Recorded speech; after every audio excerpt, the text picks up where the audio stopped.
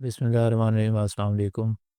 What is LLM की series के session number 35 के अंदर मैं आपको खुशामदीद कहता हूँ। पिछले सेशन के अंदर मैंने आपको डेंस रिट्रीवल की थोड़ी सी इन्फॉर्मेशन दी थी।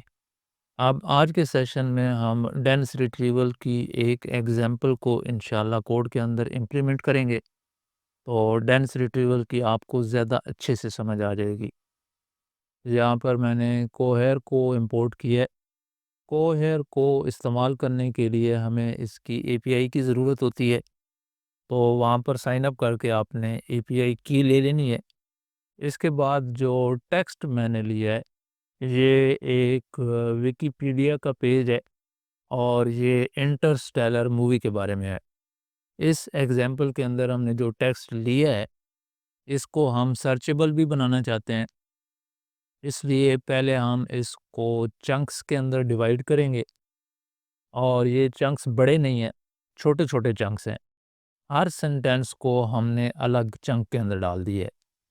इसके बाद इन चंक्स को हमने एम्बेड कर दिया है और हमारी जो शेप आई है, उससे ज़ाहिर होता है कि हमारे पास 15 वेक्टर्स हैं और वेक्टर का साइज़ है 4096। अब सर्च करने के लिए हमें एक सर्च इंडेक्स बनाना पड़ेगा। इंडेक्स को हम इसलिए इस्तेमाल करते हैं क्योंकि हमारी एम्बेडिंग्स की तादाद तो बहुत ज़्यादा हो सकती है। तो इंडेक्स एम्बेडिंग्स को ऑप्टिमाइज्ड तरीके से स्टोर करता है। इंडेक्स के अंदर से हम नियरेस्ट नेबर्स को बहुत तेज़ी से रिट्रीव कर सकते हैं, ख़ास तौर पर जब हमारे पास डाटा पॉइंट्स की तादाद बहुत ज़्यादा हो। यानी एम्बेडिंग्स जो हमने इंडेक्स के अंदर स्टोर की हुई हैं वो बहुत ज़्यादा हैं। तो इंडेक्स के लिए हमने यहाँ पर फाइल्स को इंपोर्ट किया है। अब हम किसी भी क्यूरी के लिए डाटा सेट के अंदर सर्च कर सकते हैं। हम आने वाली किसी भी क्यूरी को पहले एम्बेड करेंगे, उसके बाद वही एम्बेडिंग हम इंडेक्स को प्रेजेंट कर देंगे और इंडेक्स उससे बहुत ज़्यादा मिलता-जुलता सेंटेंस यानी सिमिलर सेंटेंस रिट्रीव करेगा। यहाँ पर एक सर्च फंक्शन डिफाइन किया गया है। अब यहाँ पे चूँकि हमारा सिस्टम कंप्लीट हो गया है, रेडी हो गया है, किसी भी क्यूरी को सर्च कर सकता है, इसलिए अब हम इसको एक क्यूरी देते हैं, how precise was the science, और जो 3 रिजल्ट्स हमारे सामने आए हैं, उनके साथ उनका डिस्टेंस भी मौजूद है। जिसका डिस्टेंस सबसे कम है, वो सबसे टॉप पर यानी इंडेक्स 0 पर मौजूद है और उससे नीचे दूसरे रिजल्ट्स हैं जिनका डिस्टेंस ज़्यादा है। तो जो पहला रिज़ल्ट है वो हमारी क्यूरी से सबसे ज़्यादा मैच करता है। अगर हमारा कोई क्वेश्चन है तो उसका जवाब यकीनी तौर पर इसी टेक्स्ट के अंदर होगा। यहाँ पे आपने ये चीज़ भी याद रखनी है कि अगर हम कीवर्ड्स सर्च कर रहे होते तो ये चीज़ मुमकिन नहीं थी, क्योंकि अब भी जो हमारा टॉप पर रिज़ल्ट आया है उसके अंदर साइंस का कीवर्ड मौजूद नहीं है। क्योंकि यहाँ पर कीवर्ड्स को सर्च नहीं किया जाता बल्कि उनके मीनिंग को अंडरस्टैंड किया जाता है। इस चीज़ को हम वेरीफाई भी कर सकते हैं और इसके लिए हम एक कीवर्ड सर्च फंक्शन डिफाइन करेंगे। यहाँ पर हम इस्तेमाल करेंगे BM25 एल्गोरिदम को।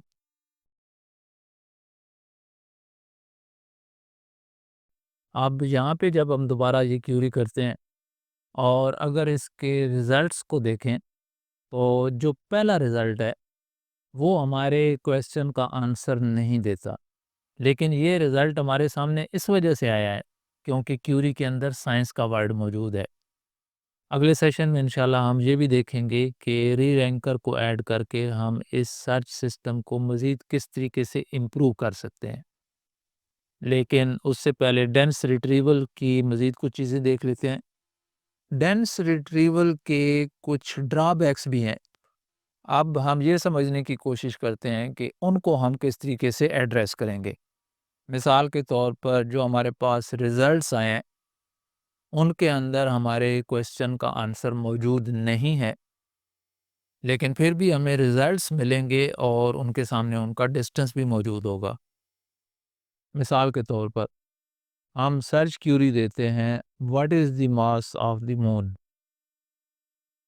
اب نیئرسٹ نیبرز تو ہمارے سامنے رزلٹ کی صورت میں آ گئے ہیں، لیکن ان کے اندر ہمارا جواب موجود نہیں ہے۔ اس کا ایک ممکنہ حل یہ ہے کہ ہم ایک تھریش ہولڈ لیول کو سیٹ کریں، یعنی ریلیونس کا میکسیمم ڈسٹنس طے کر دیں۔ مثال کے طور پر بہت سارے سرچ سسٹم یوزر کو بیسٹ انفارمیشن دینے کی کوشش کرتے ہیں جتنا ان کے بس میں ہوتا ہے، لیکن اس کے بعد وہ یوزر پر چھوڑ دیتے ہیں کہ وہ فیصلہ کرے کہ انفارمیشن ریلیونٹ ہے یا نہیں ہے۔ اس کے بعد یہ دیکھا جاتا ہے کہ کیا یوزر نے رزلٹ پر کلک کیا ہے اور کیا وہ اس رزلٹ سے سیٹسفائیڈ بھی ہوا ہے۔ اس طرح وہ فیوچر ورژنز کے اندر سرچ سسٹم کو بہتر کر سکتے ہیں۔ ڈینس ریٹریول کا دوسرا ڈرا بیک یا لمیٹیشن تب ہمارے سامنے آتی ہے جب یوزر کسی اسپیسیفک کی ورڈ کا ایگزیکٹ میچ ڈھونڈنا چاہتا ہے۔ اس مقصد کے لیے کی ورڈ میچنگ زیادہ بہتر ہے۔ اسی وجہ سے ہائیبریڈ سرچ کو ریکمینڈ کیا جاتا ہے، جس کے اندر کی ورڈ سرچ اور سیمینٹک سرچ دونوں شامل ہوتی ہیں۔ اس کے علاوہ ڈینس ریٹریول سسٹم صرف اسی ڈومین کے اندر کام کرتا ہے جس ڈومین کے لیے اسے ٹرین کیا جاتا ہے۔ اگر کسی دوسرے ڈومین میں اس کو استعمال کریں گے تو اس کا رزلٹ اچھا نہیں ہوگا۔ مثال کے طور پر اگر آپ نے ریٹریول ماڈل کو انٹرنیٹ اور ویکیپیڈیا کے ڈیٹا کے اوپر ٹرین کیا ہے، لیکن اس کو لیگل ٹیکسٹ کے لیے ڈپلائی کر دیتے ہیں، تو ظاہر ہے لیگل ڈومین کے اندر یہ ماڈل ٹھیک کام نہیں کرے گا۔ یہاں پہ ایک چیز اور بھی سمجھنی ضروری ہے کہ ہر سینٹینس کے اندر کوئی نہ کوئی انفارمیشن موجود ہے، اور جو بھی کیوری آتی ہے اس سے متعلقہ انفارمیشن اس کو دے دی جاتی ہے۔ لیکن اگر کوئی ایسا کویسچن آ جائے گا جس کا جواب ملٹیپل سینٹینسز کے اندر موجود ہے، تو یہاں پر ڈینس ریٹریول سسٹمز کے ڈیزائن پیرامیٹرز آ جاتے ہیں، جس کے ذریعے ہم لانگ ٹیکسٹ کو بھی اچھے طریقے سے چنکس کے اندر تقسیم کر سکتے ہیں۔ لیکن اس سے بھی پہلے سوال یہ پیدا ہوتا ہے کہ ہمیں ٹیکسٹ کو یا انفارمیشن کو چنکس کے اندر تقسیم کرنے کی ضرورت ہی کیوں ہے؟ تو اس کی وجہ یہ ہے کہ ٹرانسفارمر لینگویج ماڈلز کا ایک لمیٹڈ کانٹیکسٹ سائز ہوتا ہے، یعنی ہم ان کو بہت زیادہ لمبا ٹیکسٹ فیڈ نہیں کر سکتے، اتنا لمبا ٹیکسٹ نہیں دے سکتے جو ان کے کانٹیکسٹ سائز سے زیادہ ہو۔ تو اس صورت میں لانگ ٹیکسٹ کو ہم کس طریقے سے ایمبیڈ کریں گے؟ اس کو سمجھنے کے لیے اس تصویر پر غور کریں۔ اس کے بہت سارے طریقے ممکن ہیں، جن میں سے دو ممکنہ طریقے اس تصویر کے اندر دکھائے گئے ہیں۔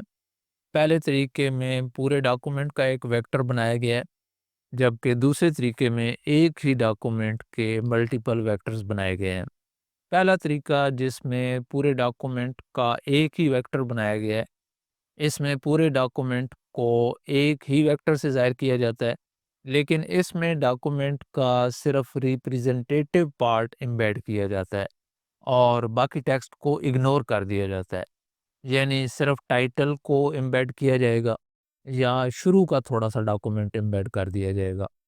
یہ طریقہ اس وقت یوزفل ہوتا ہے جب ہم نے جلدی سے کوئی ڈیمو وغیرہ بنانا ہو، لیکن اس کے اندر بہت ساری انفارمیشن ان انڈیکسڈ رہ جاتی ہے، یعنی وہ سرچیبل نہیں ہوتی۔ کئی جگہ پر یہ اپروچ زیادہ بہتر کام کرتی ہے، خاص طور پر ڈاکومنٹس کے لیے، کیونکہ ان کے شروع میں ہی ان کے مین پوائنٹس موجود ہوتے ہیں۔ لیکن ریئل سسٹمز کے لیے یہ کوئی زیادہ بہتر اپروچ نہیں ہے، کیونکہ بہت ساری انفارمیشن ان انڈیکسڈ رہ جائے گی جو ظاہر ہے انسرچیبل ہوگی۔ دوسرے طریقے میں ہم ڈاکومنٹس کے چنکس بناتے ہیں اور ان چنکس کو امبیڈ کیا جاتا ہے۔ اس کی ایک ویریشن یہ بھی ہے کہ ڈاکومنٹ کے چنکس بنائے جاتے ہیں، پھر ان چنکس کو امبیڈ کیا جاتا ہے اور پھر ان کو ایک سنگل ویکٹر کے اندر ایگریگیٹ کیا جاتا ہے۔ اور عموماً ایگریگیشن کا جو طریقہ استعمال ہوتا ہے اس میں ہم ان ویکٹرز کی ایوریج لے لیتے ہیں، لیکن اس کا نقصان یہ ہے کہ اس کے نتیجے میں ہمارے پاس ایک ہائیلی کمپریسڈ ویکٹر آتا ہے اور اس پروسیس کے اندر کافی زیادہ انفارمیشن ضائع ہو جاتی ہے۔ اس طریقے سے ہماری کچھ انفارمیشن تو کیپچر ہو جاتی ہے لیکن کچھ نہیں ہو پاتی۔ لیکن میکسیمم ٹائم جو سرچ کی جاتی ہے وہ سرچ ہمیشہ ایک اسپیسیفک پیس آف انفارمیشن کے لیے ہوتی ہے۔ جو کسی بھی آرٹیکل کے اندر موجود ہو، تو وہ انفارمیشن تب بہتر طریقے سے کیپچر ہو سکتی ہے جب اس کا اپنا الگ ویکٹر ہو۔ اس کے لیے ہم ایک ڈاکومنٹ کے ملٹیپل ویکٹرز بناتے ہیں۔ ڈاکومنٹ کے چھوٹے چھوٹے پیسز یا چنکس بنائے جاتے ہیں اور ان چنکس کو امبینڈ کیا جاتا ہے۔ اس صورت میں ہمارے سرچ انڈیکس کے اندر چنکس کی امبیڈنگز موجود ہوں گی، یعنی پورے ڈاکومنٹ کی ایک امبیڈنگ نہیں ہوگی۔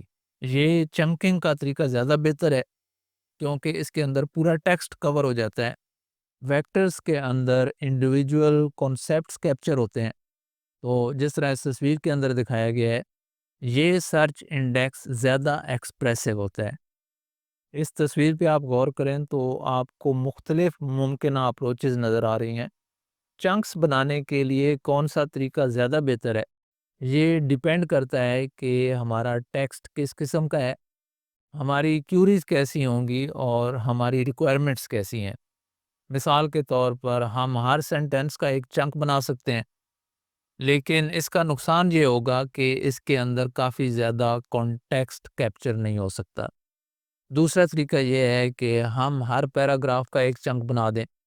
اس طریقہ کار کو زیادہ بہترین سمجھا جاتا ہے، لیکن یہ اس صورت میں ہوگا اگر ہمارے پیراگرافس چھوٹے ہیں۔ لیکن اگر ہمارے پاس پیراگراف بڑے ہیں تو اس صورت میں ہم کچھ سینٹینسز پر مشتمل چنکس بنا سکتے ہیں۔ مثال کے طور پر ہم ہر 8 سینٹینسز کا ایک چنک بنا دیتے ہیں۔ کچھ ایسے چنکس ہوتے ہیں جن کا میننگ اس ٹیکسٹ کے ذریعے ڈرائیو ہوتا ہے جو ٹیکسٹ اس چنک کے دائیں بائیں موجود ہوتا ہے۔ اس لیے ہم اس کے اندر کچھ کانٹیکسٹ کو انکارپوریٹ بھی کر سکتے ہیں۔ مثال کے طور پر ہم چنک کے اندر ڈاکومنٹ کا ٹائٹل ایڈ کر سکتے ہیں۔ دوسرے طریقے میں چنکس اوور لیپ ہو سکتے ہیں، یعنی پچھلے چنک کا کچھ ڈیٹا اگلے چنک کے شروع کے اندر موجود ہوگا اور بعد میں آنے والے چنک کا شروع کا کچھ ڈیٹا موجودہ چنک کے آخر میں ہوگا۔ جوں ڈیولپمنٹ ہو رہی ہے تو چنکنگ کی مختلف اسٹریٹجیز آ چکی ہیں۔ کچھ ایسی بھی اسٹریٹجیز ہیں جن کے اندر لینگویج ماڈل کو استعمال کیا جاتا ہے جو ٹیکسٹ کو ڈائنامکلی سپلٹ کرتا ہے اور اس کے میننگ فل چنکس بناتا ہے۔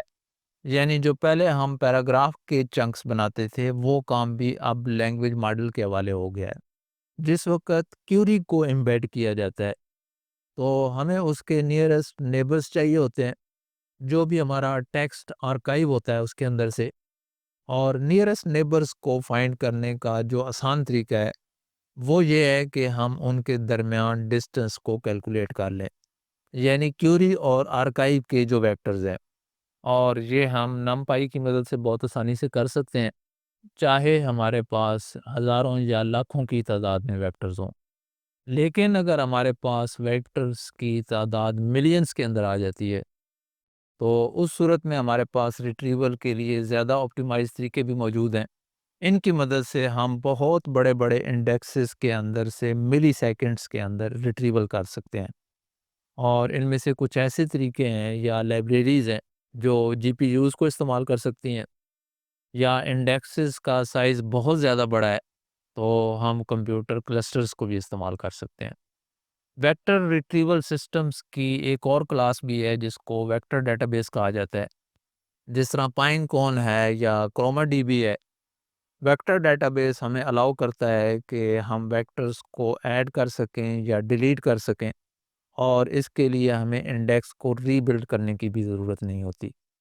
اس کے علاوہ وہ مختلف طریقے بھی پرووائڈ کرتے ہیں جن کی مدد سے ہم اپنی سرچ کو فلٹر کر سکتے ہیں یا اس کو کسٹمائز کر سکتے ہیں۔ جس طرح ٹیکسٹ کلاسیفیکیشن کے سیشن کے اندر ہم نے یہ چیز ایکسپلور کی تھی کہ ہم کسی بھی لینگویج ماڈل کی پرفارمنس کو امپروو کر سکتے ہیں۔ اگلے سیشن کے اندر انشاءاللہ ہم ری رینکنگ کو ایکسپلور کرنے کی کوشش کریں گے۔ اللہ حافظ۔